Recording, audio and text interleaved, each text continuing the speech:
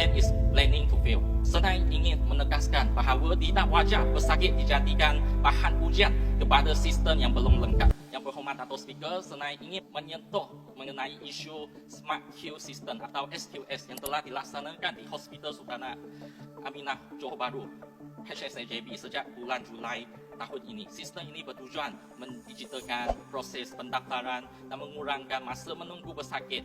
Namun, selepas 5 bulan pelaksanaannya, Senai menerima banyak aduan daripada pesakit yang mengalami kesukaran, khususnya apabila tempoh menunggu menjadi lebih panjang. Time motion study bagi menentukan impak keberkesanan projek SQS ini masih dalam proses kajian. Laporan kajian akan dimajukan kepada Kerajaan Negeri melalui Jambatan Kesihatan Negeri Johor seawal bulan Februari 2026. Ini bermakna pesakit terpaksa menanggung kelemahan sistem ini sekurang-kurang beberapa bulan lagi. Sedangkan pesakit setiap hari bertepan kesukaran, masa menunggu yang lama, aliran pendaftaran yang tidak jelas dan tiada alternatif bagi mereka yang tidak mahir menggunakan telefon pintar khasnya golongan warga emas.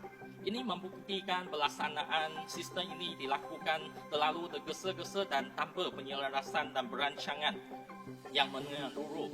Senai menggesa Kerajaan Negeri dan pihak hospital untuk mengambil tindakan jangka pendek segera tanpa menunggu laporan kajian siap. Pertama, mempercepatkan perinteraksian sistem di semua jambatan supaya pesakit hanya perlu ambil nombor sekali saja.